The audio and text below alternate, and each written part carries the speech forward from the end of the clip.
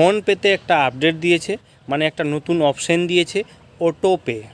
এই অটোপে সিস্টেমের মানে হচ্ছে আপনি কাউকে পে করছেন সেই সময় যদি আপনি অটোপে সিস্টেমটা অন করে রেখেছেন, তাহলে 30 দিন হোক আর 15 দিন যেটা সেট করা থাকবে, সেই দিনটা যখনই চলে আসবে তখন অটোমেটিক আপনার ফোনপে থেকে সেই অ্যামাউন্টটা আবার কেটে যাবে।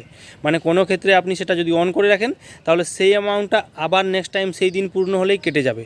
তো আপনি আপনার ফোনপেতে অবশ্যই চেক করে দেখবেন অটোপে সিস্টেমটা অন করা নেই তো, ওখানে কোনো নাম্বার বা কোনো অ্যাকাউন্ট নাম্বার দেওয়া নেই তো যেখানে অটোপে সিস্টেম করা আছে। এটা দেখবেন আর এটাকে ডিলিট করে দেবেন, না হলে মাসের শেষে বা 15 দিনের শেষে আবার আপনার সেই একটা অ্যামাউন্ট কেটে নেবে। সেটা কীভাবে করবেন দেখে রাখুন।